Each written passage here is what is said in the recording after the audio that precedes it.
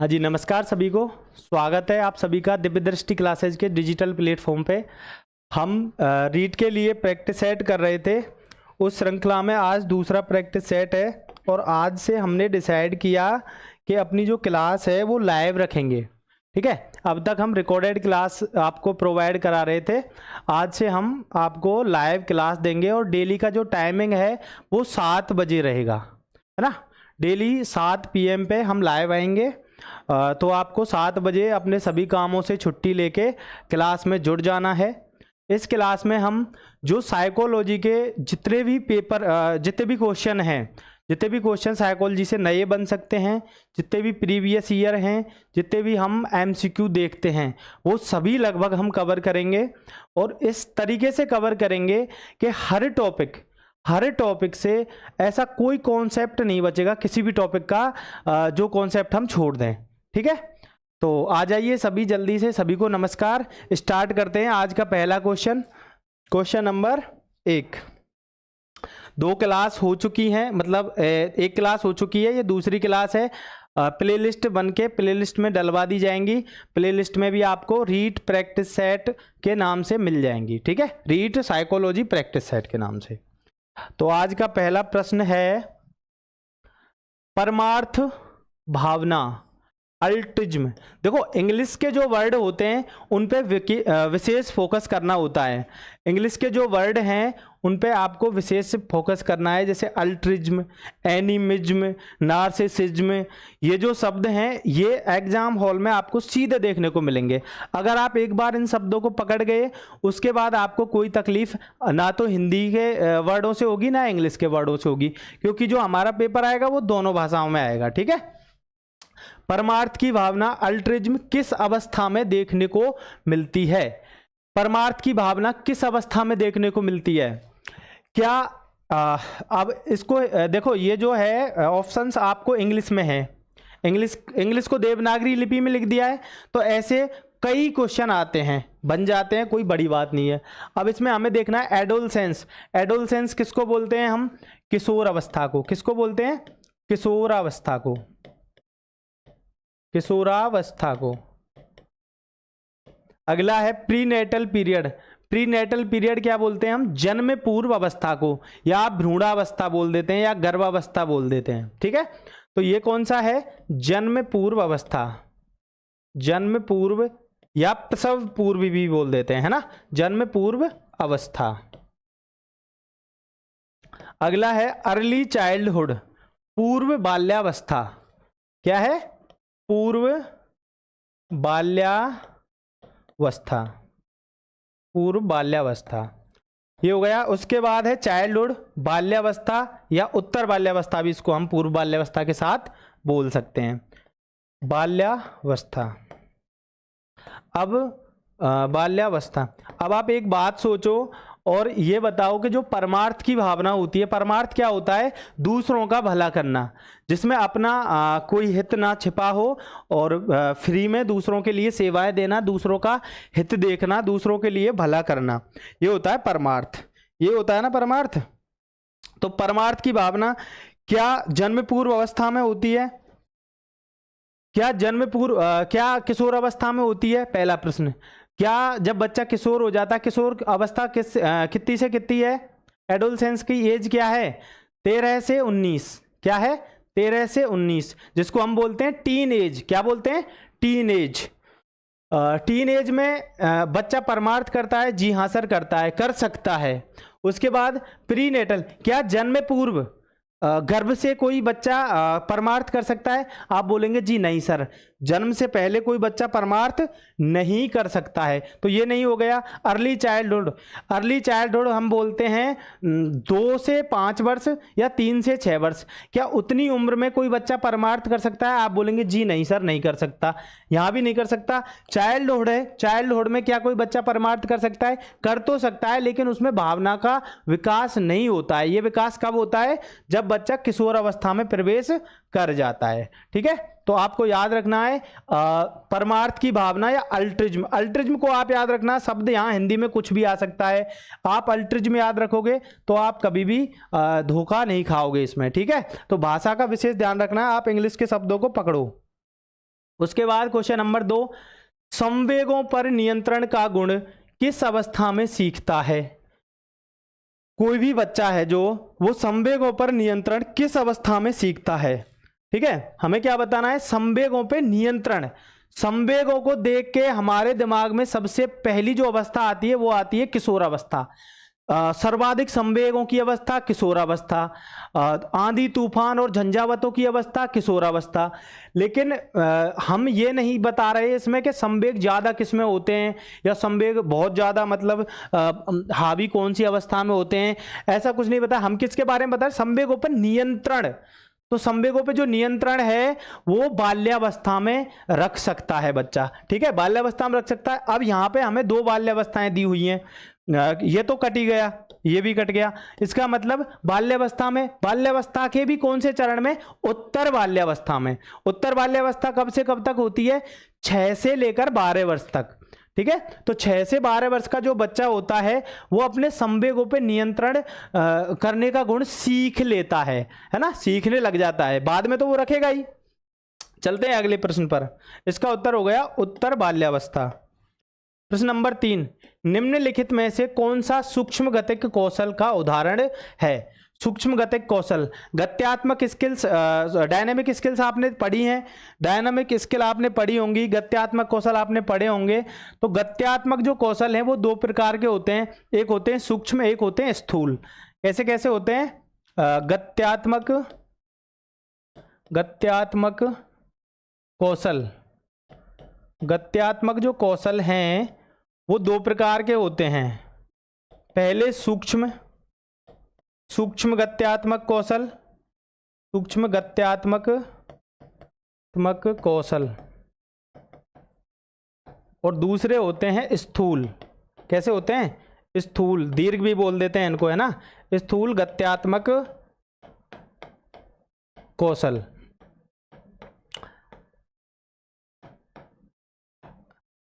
सूक्ष्म गत्यात्मक कौशल, स्थूल गत्यात्मक कौशल। सूक्ष्म को अंग्रेजी में बोलते हैं हम फाइन मोटर स्किल। क्या बोलते हैं? Fine motor skill.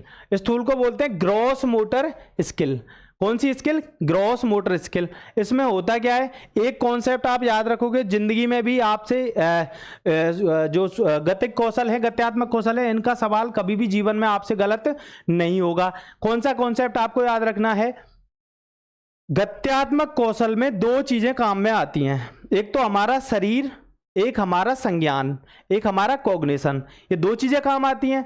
तो इनमें से जिस कार्य को करने में संज्ञान का उपयोग बहुत ज्यादा हो और शरीर का उपयोग बहुत कम हो, वो कौशल हमेशा सूक्ष्म गत्यात्मक कौशल में आएगा। किसमें आएगा? सूक्ष्म गत्यात्मक कौशल में। कौन सा? जिसमें कॉग्निशन का काम ज्यादा है, दिमाग का काम ज्यादा है, शरीर का काम कम है। किसमें आएगा? सूक्ष्म में। जिस कार्य को करने में दिमाग का उपयोग हमें कम करना पड़े और शरीर का उपयोग हमें ज्यादा करना पड़े, वो किस में आएगा? वो आएगा स्थूल गत्यात्मक कौशल या ग्रॉस मोटर स्किल में। अब इसकी पहचान कैसे करेंगे साहब? पहला उदाहरण है चढ़ना। आप कोई दीवार पे चढ़ रहे हो, उसमें आप सबसे ज्यादा प्रयोग किसका कर रहे हो? दिमाग का कर रहे हो या शरीर का कर रहे हो? आप बोलेंगे सर शरीर का कर रहे हैं। शरीर का कर रहे हैं ज्यादा, ठीक है साहब, ये हो गया स्थूल। स्थूल हो गया, शरीर का ज्यादा प्रयोग है। उसके बाद फुदकना। फुदकने में क्या आप दिमाग लगाते हो? आप बोलोगे जी सर नहीं लगाते। नहीं लगाते तो ये भी कैसा है? स्थूल है। उसके बाद दौड़ने में क्या आपको दिमाग लगाना पड़ता है? आप बोलेंगे नहीं लगाना पड़ता सर। नहीं लगाना पड़ता तो इसका मतलब ये भी कैसा है? स्थूल। तो ये तीनों क्या है? स्थूल गत्यात्मक कौशल हैं। और जो लिखना है, क्या लिखने में दिमाग लगाना पड़ता है? आप बोलेंगे जी हाँ सर। इसका सबसे अच्छा उदाहरण आज आप ट्राई करके देखना। Thank you Durgesh sir, thank you. इसका सबसे अच्छा उदाहरण आप घर पे ट्राई करके देखना। आप लिखते समय, आप कुछ भी लिखो, उस समय आप किसी से बात करना, कोई आपसे कुछ बोल रहा है, उसी समय आप कुछ लिख रहे हो, तो आप अच्छे से नहीं लिख पाओगे। या तो आप गलत लिखोगे या वो सामने वाला जो बोल रहा है उन बातों को भी लिख सकते हो। तो ये क्यों इफेक्टिव हो रहा है? क्योंकि इसमें संज्ञान का उपयोग है। किसका उपयोग है? संज्ञान का। हाथों में से केवल ये 2 उंगलियां और 1 अंगूठे का उपयोग होता है लिखने में, है ना, मतलब हथेली का उपयोग हो रहा है बस, और दिमाग का पूरे का प्रयोग हो रहा है। दौड़ने में पूरे शरीर का प्रयोग हो रहा है, केवल पैरों से थोड़े दौड़ सकते हैं ना, पूरा शरीर लगता है दौड़ने में, फुदकने में, चढ़ने में, इन सभी में पूरा शरीर लग रहा है, दिमाग का बहुत कम उपयोग है। तो ये कैसे हैं, ये स्थूल है, और ये कैसा है, सूक्ष्म। अब कभी भी कोई क्वेश्चन अगर इससे आ जाए गत्यात्मक कौशल से, क्या आप गलत करोगे? आप बोलोगे नहीं, आपको केवल 2 चीजें देखनी है। आपको कोई भी चीज ऑप्शन में आ जाए, आपको आ जाए सिलाई करना, सिलाई करना सूक्ष्म गत्यात्मक कौशल है या स्थूल? सिलाई करने में क्या पूरा शरीर लगाते हो आप? नहीं सर, कुछ शरीर का कुछ भाग काम में आता है, दिमाग बहुत ज्यादा लगाता है। क्या हर कोई कर सकता है? एक ऑप्शन ये भी बन जाता है। तीसरे तरीके से अगर हम इसको देखना चाहें तो ये भी देख सकते हैं, जो काम हर कोई कर सकता है वो काम आएगा स्थूल में, जो काम कोई कोई करता है वो आता है सूक्ष्म में। जैसे सिलाई हर कोई नहीं करता ना, तो सिलाई किस में आएगी? सूक्ष्म में। और दौड़ कोई भी सकता है, फुदक कोई भी सकता है, चढ़ कोई भी सकता है, तो ये किस में आएंगे? स्थूल में। इन 2-3 बातों से आप कभी भी ये क्वेश्चन गलत नहीं करोगे। ठीक है, चलते हैं अगले प्रश्न पर। प्रश्न नंबर 4, विद्रोह की भावना की प्रवृत्ति निम्नलिखित में से किस अवस्था से संबंधित है? यह विद्रोह कहां हो रहा है? यह विद्रोह कैसा हो रहा है?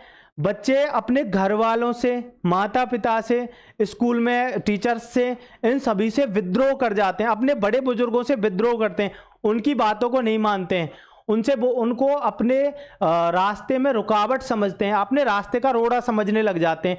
ये कौन सी एज होती है? ये एज होती है किशोरावस्था की। कौन सी? किशोरावस्था की। अब किशोरावस्था में इसमें 2 दे रखी हैं, एक तो मध्य किशोरावस्था, दूसरी है पूर्व किशोरावस्था। तो ये सभी चीजें कौन सी अवस्था में होंगी?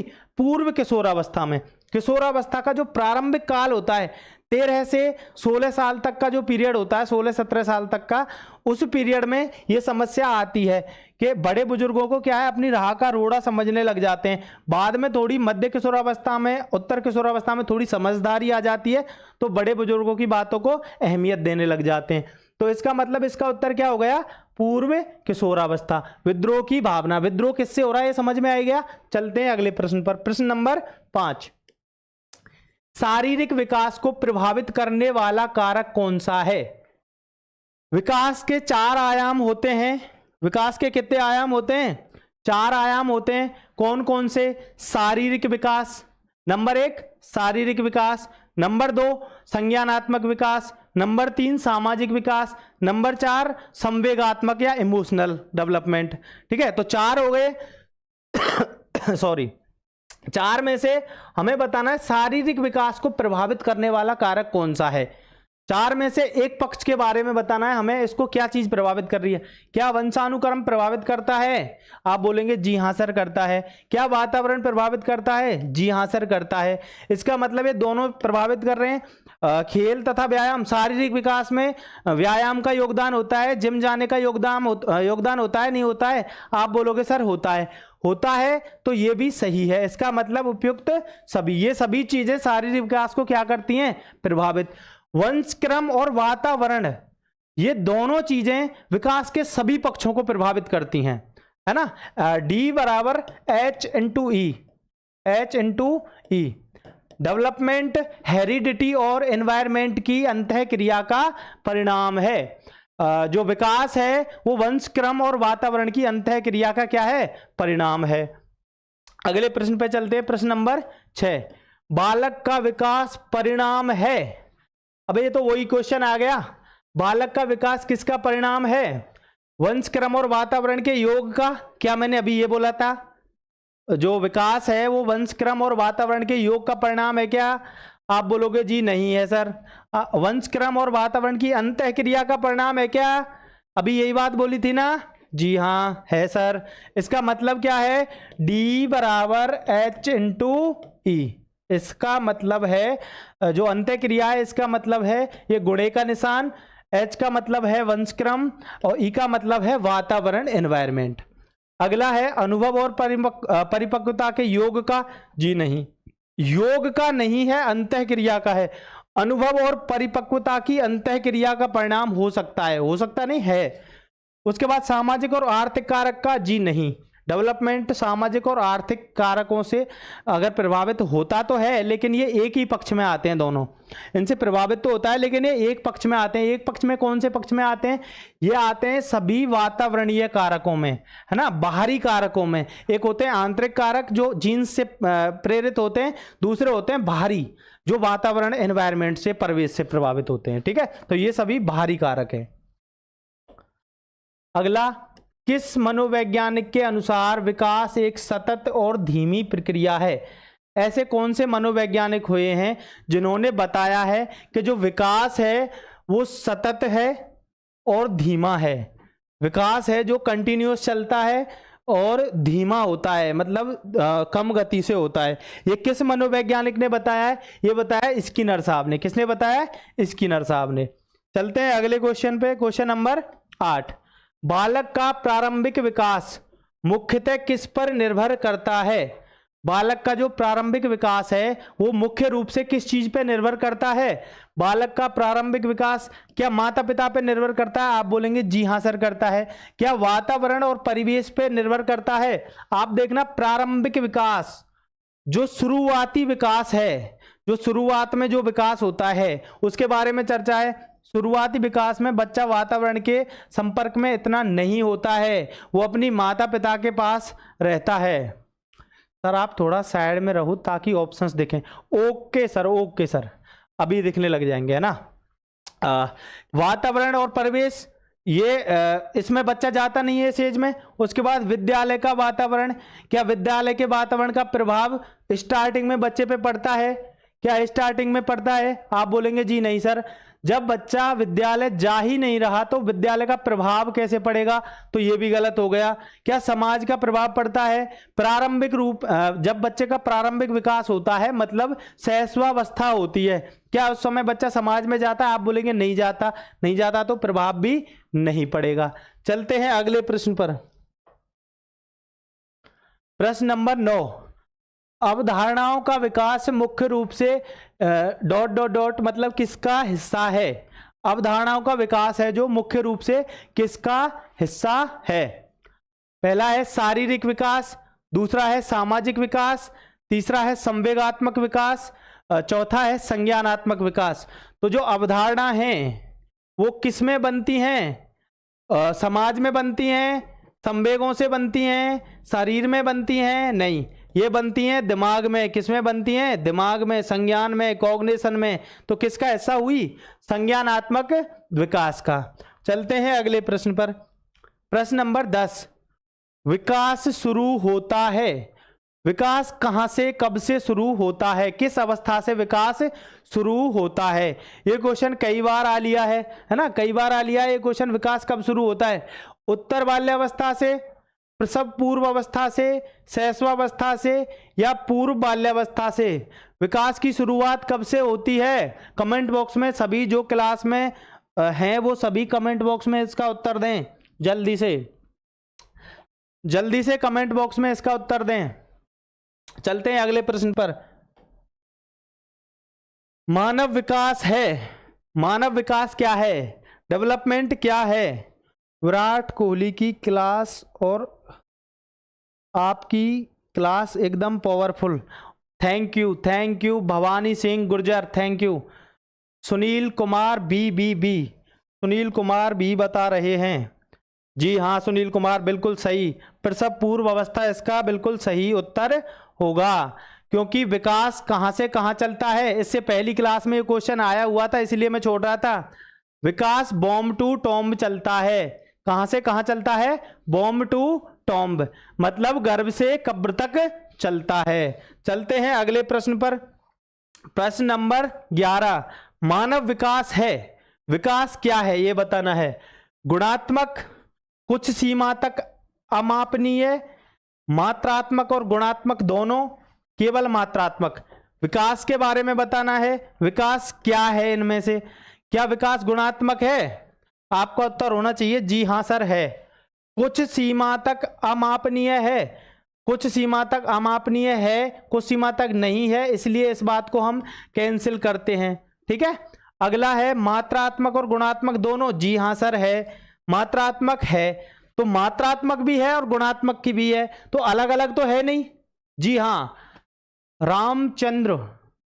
रामचंद्र सी, बिल्कुल सही, रामचंद्र का बहुत बढ़िया उत्तर है, बिल्कुल सही है। विकास क्या है? मात्रात्मक और गुणात्मक दोनों है। मात्रात्मक में हम अभिव्यक्ति को पढ़ते हैं, गुणात्मक जुड़ जाता है तो क्या हो जाता है? विकास हो जाता है। चलते हैं अगले प्रश्न पर, प्रश्न नंबर 12। विकास प्रभावित होता है, विकास किस चीज से प्रभावित होता है? ग्रंथीय स्राव से, आनुवांशिकता से, आहार व पोषण से, इन सभी से। विकास किन किन चीजों से प्रभावित होता है? आप विकास का कोई भी क्वेश्चन आए, प्रभावित होने वाला कोई भी क्वेश्चन आए, तो आपको केवल दो बातें याद रखनी है। विकास दो चीजों से प्रभावित होता है। एक तो होता है जो वो है, क्या नाम, वंशक्रम है, उससे होता है। डी, बिल्कुल सही, बहुत सही, रामचंद्र का बिल्कुल सही है। जो विकास है वो दो चीजों से प्रभावित होता है, एक तो वंशक्रम से, एक वातावरण से। वंशक्रम में सभी अंदरूनी चीजें आ जाएंगी, जो घटनाएं शरीर के अंदर घटित होती हैं वो किस में आएंगी? वंशक्रम में, जेनेटिक्स से प्रभावित हैं। और जो बाहरी घटनाएं हैं, सामाजिक विकास, इमोशनल डेवलपमेंट, और जो ये विकास के पहलू हैं दो, और दो संज्ञान वाला और शरीर वाला, वो आएंगे जेनेटिक्स से भी, और दोनों से, वंशक्रम से और वातावरण से, दोनों से। इसका मतलब बाहरी और आंतरिक दो तरीके की चीजों को हमें देखना होगा। चलते हैं अगले प्रश्न पर, प्रश्न नंबर 13। विकास की प्रक्रिया में निम्नलिखित में से क्या होता है? विकास की प्रक्रिया में क्या होता है? दक्ष गुर्जर, डी, बहुत बढ़िया, दक्ष गुर्जर, डी सही है, बिल्कुल। विकास की प्रक्रिया में निम्नलिखित में से क्या होता है? नवीन विशेषताएं व योग्यताएं प्रकट होती हैं, प्रगतिशील प्रक्रिया है, निरंतर चलने वाली प्रक्रिया है। ये विकास के जो गुण हैं उनमें से क्वेश्चन है। सर आप बहुत अच्छा पढ़ाते हो, Daksh Gurjar, thank you Daksh, nice class sir. Abhay Pandit, thank you भैया, थैंक यू। डी बिल्कुल सही, सभी का सही है। ये विकास की जो गुण हैं वो आपको जान लेने चाहिए। विकास में क्या क्या होता है?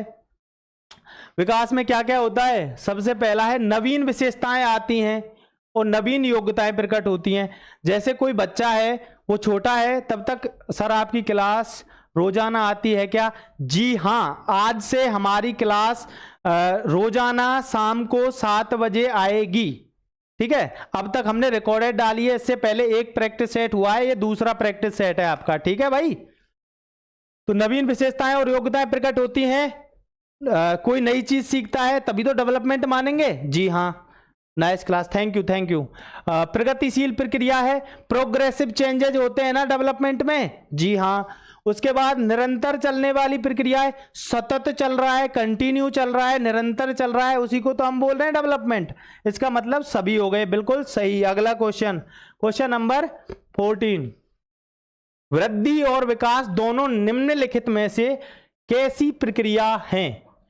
इस क्वेश्चन का आंसर दो फटाक से। दक्ष गुर्जर, ओके ओके ओके। इस क्वेश्चन का आंसर दो जल्दी से। वृद्धि और विकास दोनों निम्नलिखित में से कैसी प्रक्रिया हैं? वृद्धि और विकास निम्नलिखित में से कैसी प्रक्रिया हैं? एक दूसरे के पूरक हैं क्या, विरोधी हैं क्या, अंतः संबंधित हैं क्या, या ए और सी? जल्दी से आंसर दो। Sunil Kumar, sir old paper नहीं आए हुए क्वेश्चन है क्या? ये ओल्ड पेपर में ही आए हुए। सुनील जी, हम जो क्वेश्चन आपको लेके आ रहे हैं, मैंने क्लास के स्टार्टिंग में ही बताया था कि जो हम क्वेश्चन लेके आ रहे हैं वो ऐसे हैं। ओल्ड क्वेश्चन पेपर भी हैं जिनको हम प्रीवियस ईयर क्वेश्चन पेपर के नाम से बोल रहे थे, और जो हमने फर्स्ट क्लास की थी जिसमें हमने बताया था क्या पढ़ना चाहिए, उसमें हमें 2-3 चीज़ें जो जरूरी लगी वही हम कर रहे हैं। इसका मतलब हम पुराने पेपर भी ले रहे हैं, मार्केट में जो एमसीक्यू चल रहे हैं ट्रेंडिंग में उनको भी ले रहे हैं, उसके साथ साथ हम खुद से जो हमें लग रहे हैं कि आगे चल के ये question, thank you sir, thank you, उससे हमें ये लग रहा है कि जो आगे क्वेश्चन बन सकते हैं उनको भी ले रहे हैं। ठीक है, तो सभी प्रकार के हैं। जैसा क्वेश्चन पेपर में हमें घूमता हुआ दिखाई देता है, कुछ क्वेश्चनों को ऐसे भी घुमाया है ना, उनके ऑप्शंस ऐसे घुमा के भी दिए हैं। अब इसका आंसर बिल्कुल सही लगा रहे हो, डी, ए और सी दोनों। वृद्धि और विकास एक दूसरे के पूरक हैं, देखो एक क्वेश्चन पिछली क्लास में आया था, क्या विकास और वृद्धि पर्यायवाची हैं? जी नहीं, पर्यायवाची नहीं है, विरोधी भी नहीं है। विरोधी का मतलब विलोम होता है, ना तो विलोम ना पर्यायवाची। एक दूसरे से अंतः संबंधित आए, बिल्कुल सही है। पूरक आए, बिल्कुल सही है। और ये दोनों ही बातें इसमें आई हैं, तो इसका मतलब ऑप्शन नंबर डी बिल्कुल करेक्ट हो गया। चलते हैं अगले क्वेश्चन पे। क्वेश्चन नंबर 15, शरीर के आकार तथा भार में वृद्धि होना निम्नलिखित में से क्या कहलाता है? शरीर के आकार तथा भार में वृद्धि होना क्या कहलाता है? सर आप रोजाना ऐसे ही प्रश्न करवाना सॉल्व। दक्ष गुर्जर, हमने आपको बता दिया है, हम डेली के डेली 7 बजे शाम को लाइव आएंगे, उसमें हम ऐसे ही क्वेश्चन करेंगे। मतलब विकास की दूसरी क्वेश्चन की दूसरा प्रैक्टिस सेट है, केवल विकास के, जो बाल विकास आपका पहला टॉपिक है उसका। बाल विकास को हम तब छोड़ेंगे, तब इससे आगे जाएंगे जब इसके सभी क्वेश्चंस को हम कवर कर लेंगे, जितने भी प्रीवियस ईयर हैं उनको भी, और जो आगे बनने वाले हैं उनको भी, और जो मार्केट का ट्रेंड है उनको भी। ठीक है, बहुत अच्छे से सभी को कवर करके तब हम अगला प्रैक्टिस, हम टोटल 75 दिन 75 प्रैक्टिस सेट करेंगे। इसका मतलब क्या है आपको पता है? इसका मतलब है आप 2,500-3 हजार क्वेश्चन सॉल्व कर लोगे, उसके बाद आपको साइकोलॉजी की थ्योरी पढ़ने की जरूरत ही नहीं है। आप केवल क्वेश्चन कर लोगे तो आपका बेड़ा पार हो जाएगा 100%। और ऐसा नहीं है हम केवल क्वेश्चन कर रहे हैं, हल्के मोटे जो इसमें कॉन्सेप्ट है उनको भी संग में लेते चल रहे हैं। ठीक है, तो इसका क्वेश्चन का आंसर क्या है? अभिवृद्धि, विकास, ए और बी दोनों। हाँ जी, शरीर के आकार तथा भार में वृद्धि होना, किसका आंसर आया? सी, सुनील कुमार। सी, सुनील कुमार कह रहा है कि ए और बी दोनों। देखो सुनील जी, ये क्वेश्चन ऐसे ही घुमाया था, आप थोड़ा गौर करिए। ठीक है, इसमें बात हो रही है शरीर के आकार और भार में वृद्धि की। हम इसको कैसे पढ़ते हैं? जो शरीर का भार और आकार है, इसमें जो परिवर्तन है, पुराने चिन्हों का लोप, नए चिन्हों का आना, ये सभी क्या है? अभिवृद्धि में हमने पढ़े ना। लेकिन दक्ष गुर्जर आप भी थोड़ा कंफ्यूज हो इसमें, है ना? इस क्वेश्चन को ध्यान से देखो, हम पढ़ते हैं अभिवृद्धि विकास का ही हिस्सा है, लेकिन जब ऑप्शन में अभिवृद्धि दे रखा है ना, तो हम किसके साथ जाएंगे? अभिवृद्धि के ही साथ जाएंगे। ठीक है, अगर ऑप्शन में अभिवृद्धि नहीं होता तो हम विकास इसको कह सकते थे। अब इसमें अभिवृद्धि दे रखा है, इसका मतलब ये क्या है? अभिवृद्धि है। बेस्ट आंसर चुनना होता है, कई आंसर सही होते हैं। दक्ष गुर्जर बिल्कुल सही, नहीं गलत, दक्ष गुर्जर भी कर रहा है, अब भी गलत कर रहा है ना, अब भी गलत कर रहा है। इसका आंसर है अभिवृद्धि। शरीर में जो विकास होगा वो केवल अभिवृद्धि में आएगा। ठीक है, अभिवृद्धि विकास के अंदर आता है, वो अच्छी बात है, लेकिन जब सामने ऑप्शन में अभिवृद्धि ही दे रखा है तो हमें उत्तर क्या करना है? अभिवृद्धि। ठीक है, अगर ये ऑप्शन में नहीं होता तो विकास है। ठीक है, चलते हैं अगले क्वेश्चन पे। ऐसे कॉन्सेप्ट्स को, ऐसे क्वेश्चंस को बड़े ध्यान से पढ़ना है, ये वो हैं जो माइनर मिस्टेक करवा के आपके 1-2 नंबर खा जाते हैं। ठीक है, अगला है सर्वोत्तम विकास के लिए प्रारंभिक अनुभवों का स्वरूप होना चाहिए। बहुत अच्छा विकास किसी बच्चे का हो, इसके लिए प्रारंभिक अनुभव कैसे होने चाहिए? प्रारंभिक अनुभवों के बारे में हमें बताना है। किसी बच्चे का अगर हम बहुत अच्छा विकास चाह रहे हैं तो हमें बताना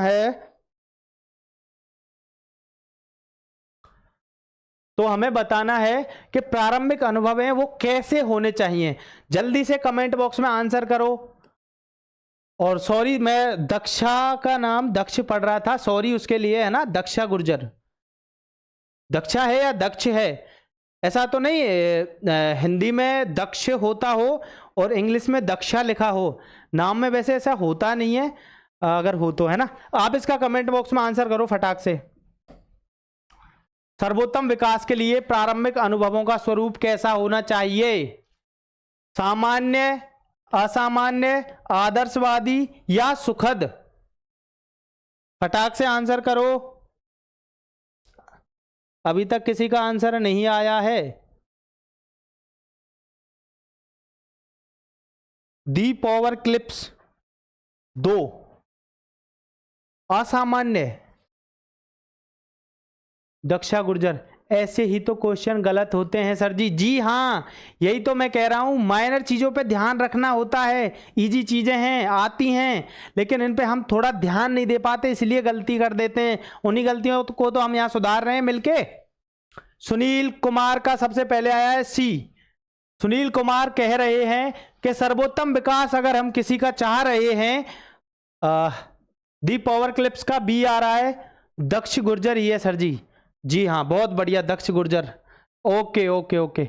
हाँ, तो क्या है सर्वोत्तम विकास के लिए प्रारंभिक अनुभव, सुनील जी बता रहे हैं आदर्शवादी होना चाहिए, और दी पावर क्लिप्स नाम से है वो बता रहे हैं असामान्य होना चाहिए।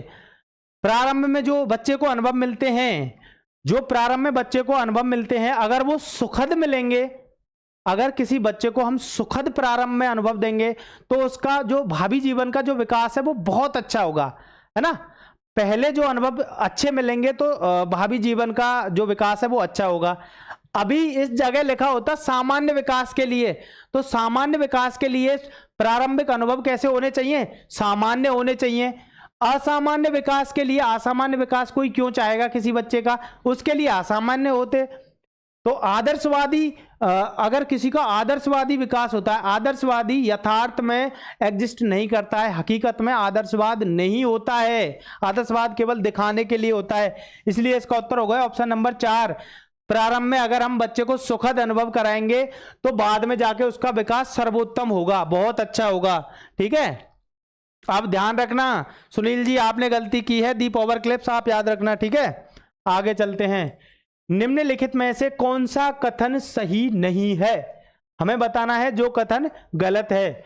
वृद्धि और विकास अंतः संबंधित हैं, वृद्धि पहले है विकास बाद में है, विकास संख्यात्मक है, वृद्धि मात्रात्मक है। जल्दी से बताओ सॉरी, जल्दी से बताओ। Okay Sunil Kumar, okay okay, कोई नहीं, यहां गलतियां कितनी भी कर लो लेकिन एग्जाम हॉल में गलती नहीं होनी चाहिए। यहां आपको छूट है, कितनी भी गलतियां कर सकते हो, क्योंकि जो आदमी गलती आदमी से ही होती है, और गलतियों से जो सीख लेता है वो सबसे अच्छा माना जाता है। इसका आंसर बताओ जल्दी से, कौन सा कथन सही नहीं है, मतलब गलत कथन बताना है।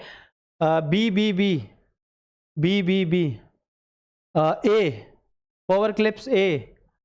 अबे गलत कथन बताना है यार, आप कर क्या रहे हो, गलत कथन बताना है।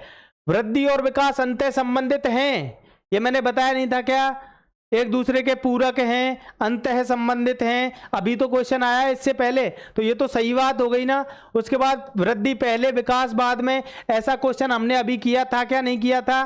कौन सा क्वेश्चन किया था कि शारीरिक विकास, शरीर में भार का बढ़ना, लंबाई का बढ़ना, ये क्या है, अभिवृद्धि है।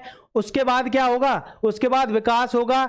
इससे पहला जो प्रैक्टिस सेट किया था उसमें क्वेश्चन आया था कि सबसे पहले किस आयाम का विकास होता है, तो सबसे पहले शारीरिक विकास होता है, उसके बाद कोई सा भी विकास हो सकता है, सामाजिक भी हो सकता है, संज्ञानात्मक भी हो सकता है, साथ साथ भी हो सकते हैं।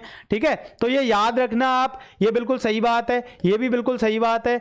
विकास संख्यात्मक है, विकास संख्यात्मक नहीं है, वृद्धि मात्रात्मक है, विकास संख्यात्मक नहीं है, विकास मात्रात्मक, मात्रात्मक प्लस गुणात्मक है। ठीक है, ये याद रखना है आपको, विकास क्या है, मात्रात्मक और गुणात्मक है। ठीक है, चलते हैं अगले क्वेश्चन पे। क्वेश्चन नंबर 18, बच्चे का सामाजिक विकास वास्तव में प्रारंभ होता है विद्यालय पूर्व अवस्था में, शैशवावस्था में, पूर्व बाल्यावस्था में, उत्तर बाल्यावस्था में। बच्चे का सामाजिक विकास, सामाजिक विकास के बारे में बताना है, वास्तविक रूप से कब स्टार्ट होता है, बच्चा पहली बार समाज में कब जाता है ना। आप इमेजिन करो कोई बच्चा है, वो सबसे पहले समाज से परिचित कब होता है, क्या विद्यालय पूर्व अवस्था में होता है, क्या शैशवावस्था में होता है, क्या पूर्व बाल्यावस्था में होता है, या उत्तर बाल्यावस्था में होता है।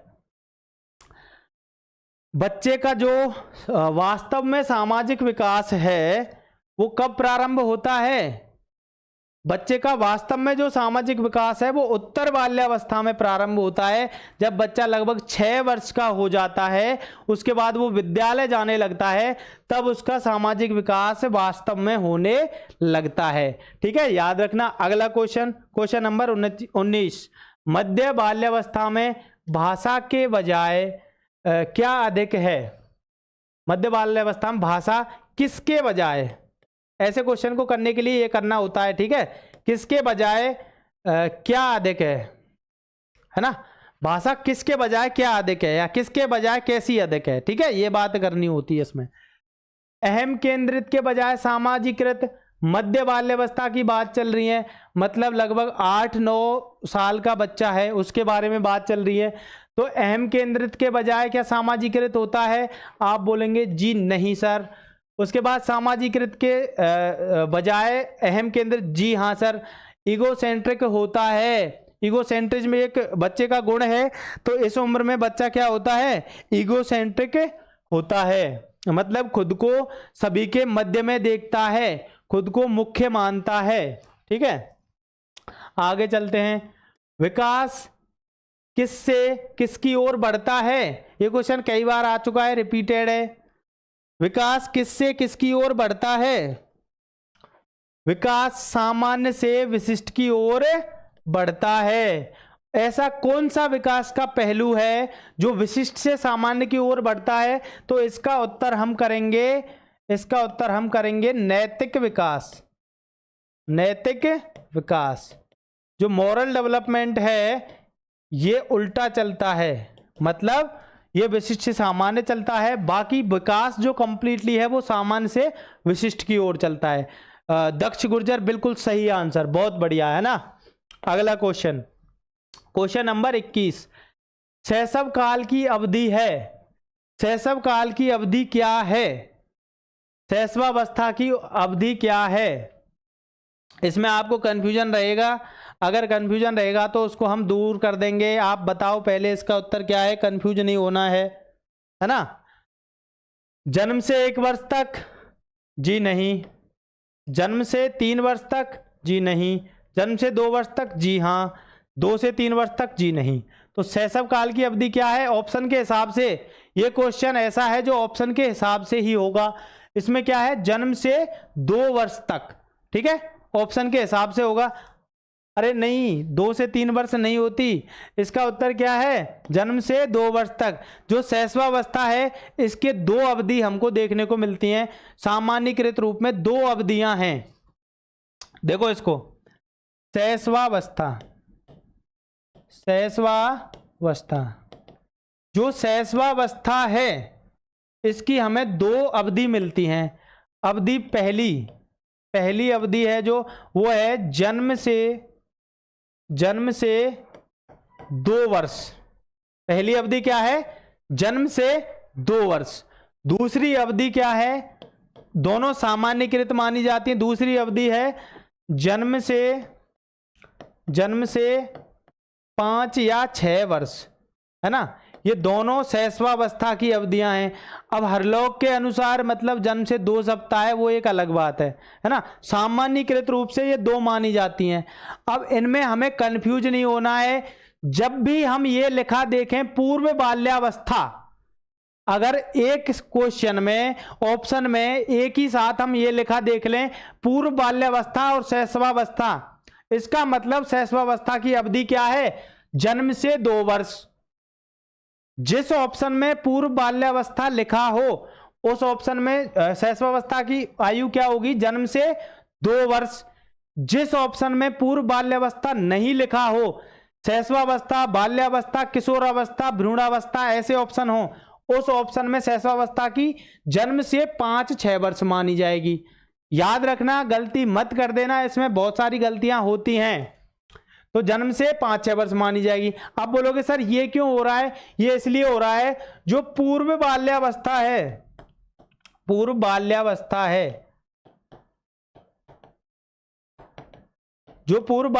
है, वो वास्तविक रूप से शैशवावस्था का भाग है।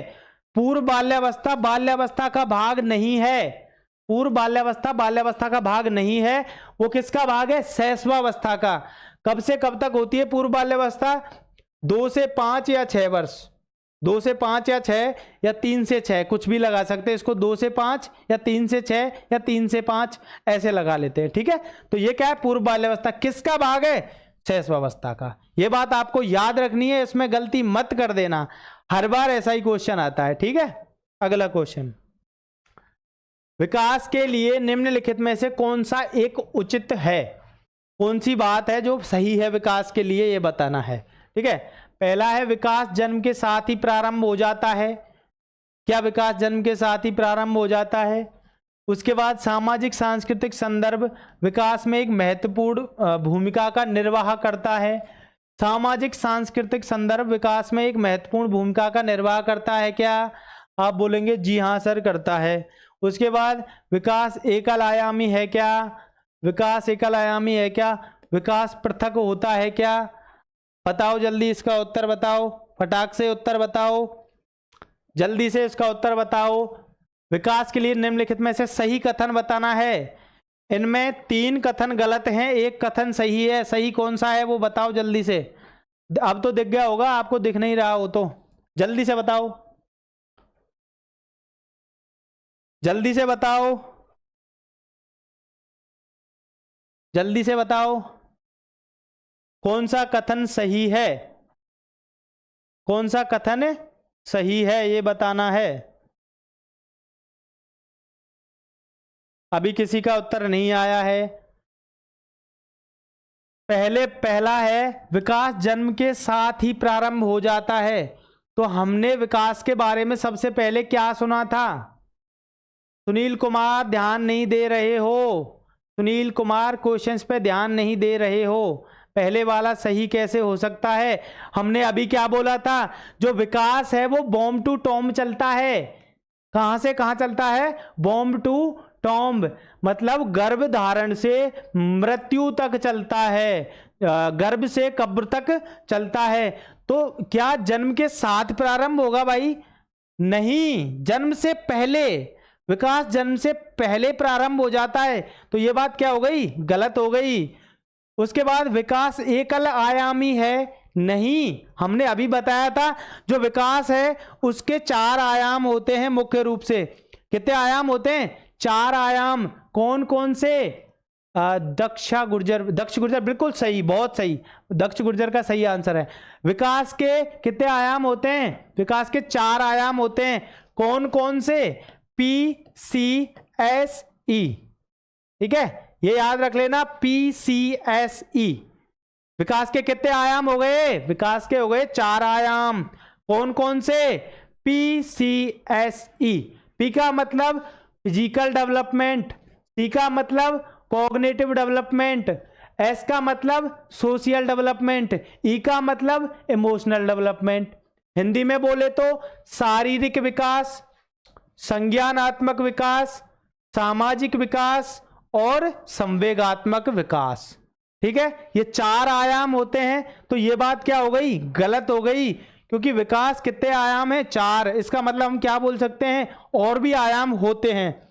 इसका मतलब हम इसको बोल सकते हैं विकास बहुआयामी है।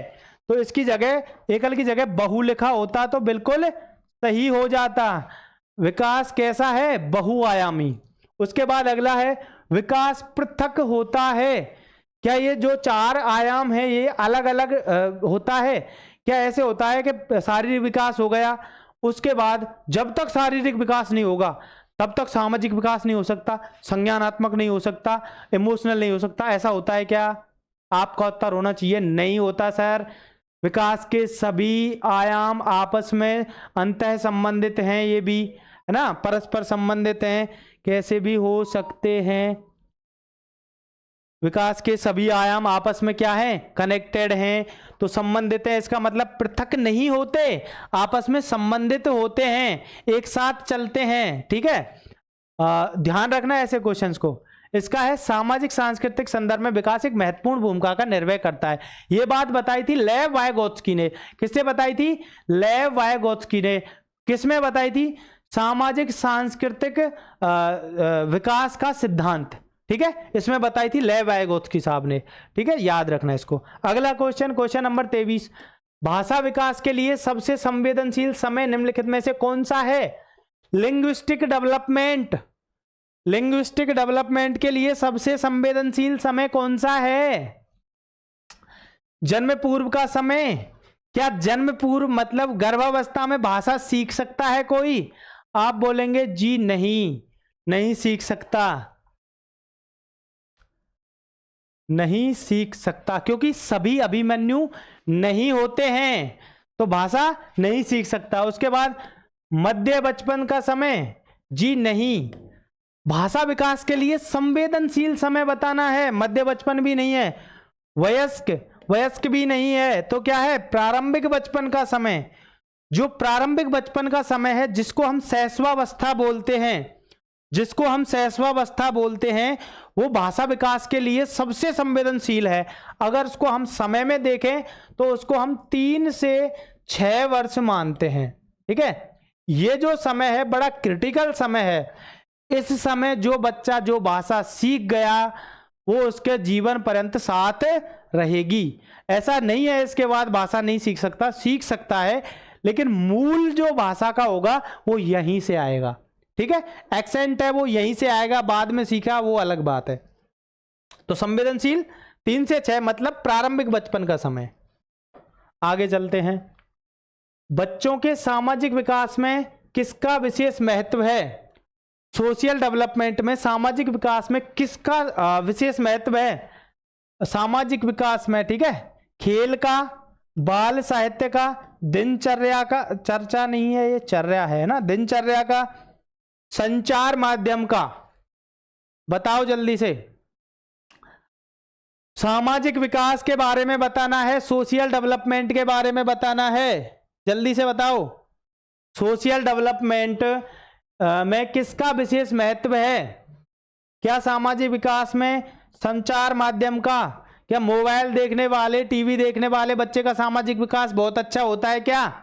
आप बोलेंगे जी नहीं सर, वो तो अकेला रहता है ना, वो स्वलीन हो जाता है, खुद में लीन रहता है। ये नहीं है सर, नहीं है तो इसको गलत मार दो। ठीक है, क्या दिनचर्या का? कोई बच्चा बहुत अच्छी दिनचर्या बना लेता है और समाज में वो घूमने नहीं जाता है, एक रूम में रहता है और वहां पबजी खेलता है, पबजी तो नहीं खेलता होगा है ना, कुछ भी करता है लेकिन समाज में नहीं जाता है, क्या उसका विकास, सामाजिक विकास है वो अच्छा होगा? बिना इंटरेक्शन करे हो सकता है।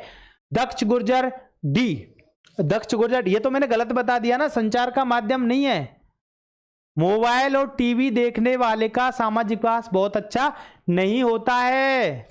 तो बेटा आप ध्यान करो थोड़ा इस पे, है ना, ये नहीं होता है। दिनचर्या अच्छी बनाने से सामाजिक विकास नहीं होता है। क्या किताबें पढ़ने से सामाजिक विकास हो सकता है? नहीं हो सकता। किताबें पढ़ने से, रटने से किताबी कीड़ा बन सकता है। तो बाल साहित्य पढ़ने से सामाजिक विकास अच्छा नहीं हो सकता। खेल खेलने से सामाजिक और शारीरिक दोनों विकास अच्छे होते हैं। सामाजिक विकास क्यों अच्छा होता है? जब बच्चा खेल खेलता है, आप एक बात सोचो, जब कोई बच्चा खेल खेलता है, क्या वो अकेला खेल लेता है? नहीं, वो समाज के और बच्चों के साथ खेलता है ना। आपने भी बचपन में बहुत सारे खेल खेले होंगे, उन खेलों में आपने सामाजिक विकास सीखा, उन खेलों के द्वारा आपका सामाजिक विकास बहुत अच्छा हुआ। ठीक है, याद रखना, भूल मत जाना। अगला क्वेश्चन, भाषा विकास का सिद्धांत नहीं है। भाषा विकास के जो सिद्धांत हैं उनमें से कौन सी ऐसी बात है नीचे वाली जो भाषा विकास के सिद्धांत में नहीं आती है? अनुबंधन से भाषा सीखी जाती है क्या? हाँ सर। अनुकरण से भाषा सीखी जाती है क्या? हाँ सर। अतिरिक्त शक्ति का सिद्धांत और परिपक्वता से सीखी जाती है। तो अतिरिक्त शक्ति की जरूरत भाषा सीखने के लिए नहीं होती है, ना ही ऐसा कोई सिद्धांत है। ठीक है, तो सिद्धांत क्या है? अनुबंधन से सीखते हैं, अनुकरण से सीखते हैं और परिपक्वता के साथ साथ भाषा सीखते हैं। ठीक है, इसका मतलब इसका उत्तर क्या हो गया? Option number C. ये क्या है? गलत बात है। शक्ति का कोई सिद्धांत भाषा सीखने के लिए नहीं होता है। आगे चलते हैं। शैशवावस्था के लिए उत्तम शिक्षण विधि कौन सी है? शैशवावस्था के लिए उत्तम शिक्षण विधि कौन सी है? छोटे बच्चों को पढ़ाने के लिए पूर्व विद्यालय। अनिल गुर्जर, नमस्कार। अच्छा, टाइपिंग एरर। अनिल गुर्जर नमस्कार, बहुत जल्दी आए हो। हाँ जी नमस्ते, बहुत जल्दी आए हो है ना। क्लास में 26 क्वेश्चन हो गए, 30 क्वेश्चन हमें करने हैं और बहुत टाइम पे आए हो, बहुत बढ़िया है ना। ऐसे ही पढ़ो अच्छे से। शैशवावस्था के लिए उत्तम शिक्षण विधि है कौन सी? शैशवावस्था के लिए उत्तम शिक्षण विधि है, अनिल गुर्जर का उत्तर सबसे पहले आया है, उपयुक्त सभी। अब मेरा क्वेश्चन अगला है कि कौन सी शिक्षण विधि किसने दी? इसमें किंडरगार्टन विधि किसने दी है? ये क्वेश्चन का आंसर दो जल्दी से। मैं देख रहा हूं कौन सबसे पहले देगा। किंडरगार्टन विधि, सर मुझे अभी पता चला है। ओके कोई बात नहीं, अभी आप इसका आंसर दो। जो किंडरगार्टन विधि है ये किसने दी?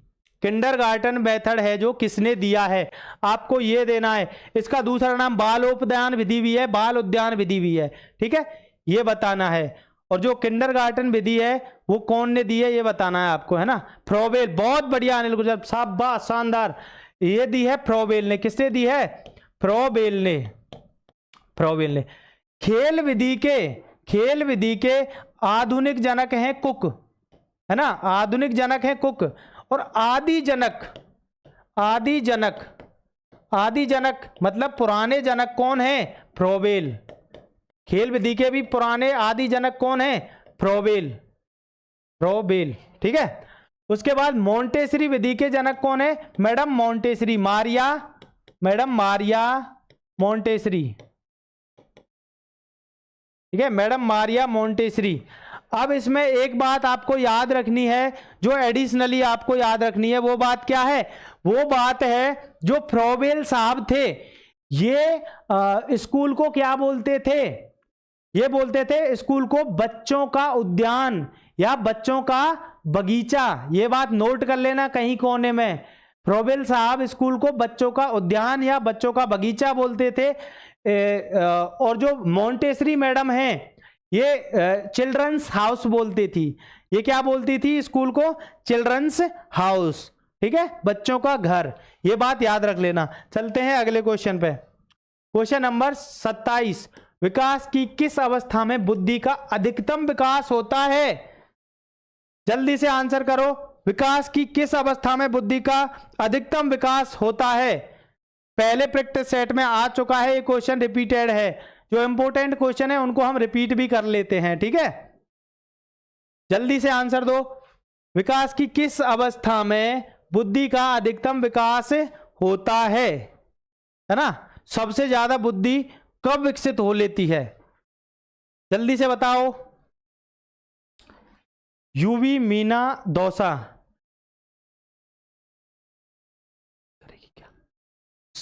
यूवी मीना दौसा सर, दिव्य दृष्टि टीम रीट का कोर्स लॉन्च करेगी क्या ऑनलाइन?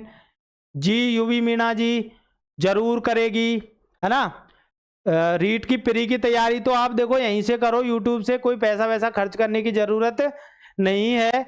और अगर आपके पास ज्यादा पैसे हैं तो फिर वैसे देख लेंगे कुछ, है ना। हाँ मेंस का करेंगे, प्री की तैयारी आप यहीं से करो, ठीक है। अनिल गुर्जर का आंसर आ गया सी किशोरावस्था। बहुत बढ़िया अनिल गुर्जर, शानदार, बहुत बढ़िया। तो जो बुद्धि का अधिकतम विकास है, दक्ष गुर्जर सी, बिल्कुल सही दक्ष गुर्जर। बुद्धि का जो अधिकतम विकास है वो किशोरावस्था में हो जाता है। अगर एज आए तो 15 से 20 वर्ष में बुद्धि का अधिकतम विकास होता है। इसका एक दूसरे तरीके से आता है, बौद्धिक विकास की चरम क्या है? बौद्धिक विकास की चरम सीमा क्या है? बौद्धिक विकास अपने चरम पे कब पहुंचता है? वो पहुंचता है किशोरावस्था में। किशोरावस्था के कौन से फेज में? लास्ट वाले फेज में। मेंस का करेंगे कोर्स? जी सर, हाँ जी सर ही बोल रहे हैं क्या? बहुत बढ़िया। हाँ मेंस का करेंगे, सर ही बता रहे हैं आपको, मेंस का करेंगे, ठीक है। दुर्गेश सर हैं, उनकी बात सुनो आप, वो बोल रहे हैं आपको जो भी है ना। तो इसका आंसर है ऑप्शन नंबर सी किशोरावस्था। शारीरिक विकास रुक सा जाता है, मतलब लगभग कंप्लीट हो जाता है। मानसिक विकास लगभग कंप्लीट हो जाता है, लगभग बोल रहा हूं मैं। किस अवस्था में? किशोरावस्था में। बाकी के जो विकास है, सोशल डेवलपमेंट और इमोशनल डेवलपमेंट, वो चलते रहते हैं। मैंने साइकोलॉजी धीर सिंह धावई सर से पढ़ रहा हूं, प्रैक्टिस यहां से कर रहा हूं। बहुत बढ़िया, बहुत बढ़िया यूवी मीणा, बहुत बढ़िया, है ना। अच्छा पढ़ाते हैं सर, बहुत बढ़िया, लीजेंड सर हैं, उनसे पढ़ो और प्रैक्टिस करने हमारे यहाँ आओ, बहुत बढ़िया, है ना। सर के लिए लाइक। किशोरावस्था। ठीक है, अगला क्वेश्चन देखते हैं।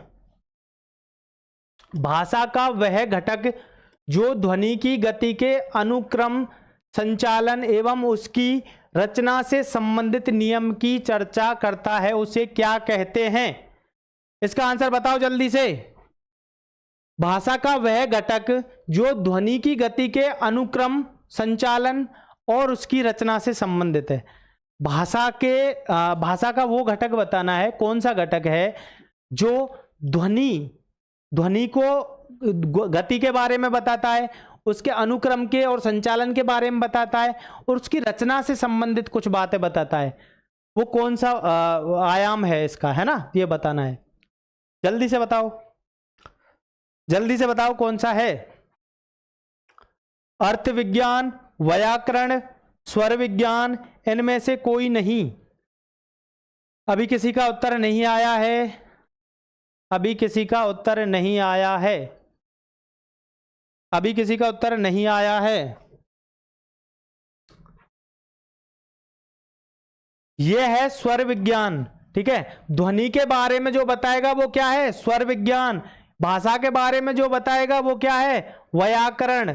तो भाषा के बारे में व्याकरण, ध्वनि के बारे में स्वर विज्ञान, जिसको हम अंग्रेजी में, Ajay Gurjar, Nayak sir ji, thank you Ajay Gurjar, है ना।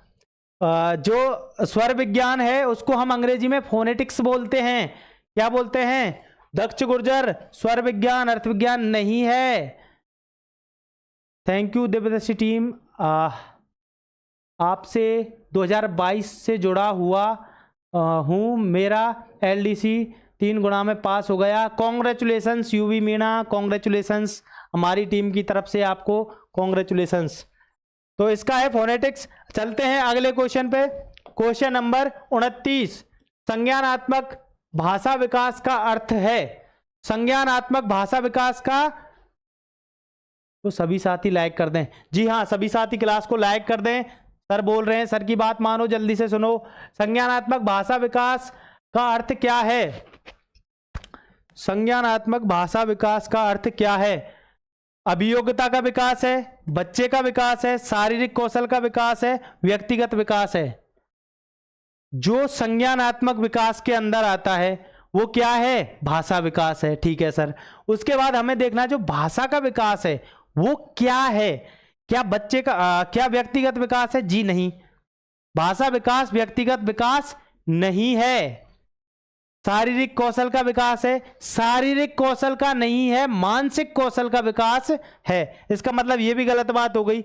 बच्चे का विकास है, क्या हम इसको बच्चे का पूर्ण विकास मान ले भाषा के विकास को? जी नहीं, ये भी नहीं मान सकते। इसका मतलब अभियोग्यता, बच्चे की एक योग्यता का विकास हो गया है, वो बच्चा भाषा सीख गया है। ठीक है, इसका उत्तर हो गया ये।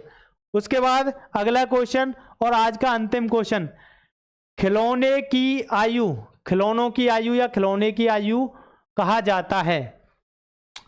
खिलौने की आयु, टॉय एज, टॉय एज। देखो ये क्वेश्चन हमेशा गड़बड़ी करवाता है, ये क्वेश्चन हिंदी में गड़बड़ी करवाता है। कभी तो इसको खेल की आयु बोल देते हैं, कभी खिलौने की बोल देते हैं। लेकिन आपको ये क्वेश्चन आए तो अंग्रेजी जरूर देखनी है। ये क्वेश्चन देखते ही अंग्रेजी देखनी है आपको। ए पूर्व बाल्यावस्था, बहुत बढ़िया, बिल्कुल सही आंसर है आपका। पूर्व बाल्यावस्था कहा जाता है टॉय एज को। शैशवावस्था भी बोल सकते हैं, पूर्व बाल्यावस्था। अरे नहीं अनिल गुर्जर, गलत कर रहे हो आप। अनिल गुर्जर सी नहीं है इसका, अनिल गुर्जर सी नहीं है। जब मैंने अभी बताया था, जब पूर्व बाल्यावस्था ऑप्शन में हो, जब पूर्व बाल्यावस्था ऑप्शन में हो, उस समय शैशवावस्था की आयु हो जाती है जन्म से 2 वर्ष। ठीक है, और पूर्व बाल्यावस्था की आयु हो जाती है 2 से 5 या 6 वर्ष। ठीक है, ये दोनों हो गई। तो बच्चा खिलौनों से कब खेलता है? जब बच्चा 2 से 5 या 6 वर्ष का होता है। जब बच्चा 2 वर्ष का भी नहीं हुआ होता है तो उस समय वो खिलौनों से नहीं खेलता है।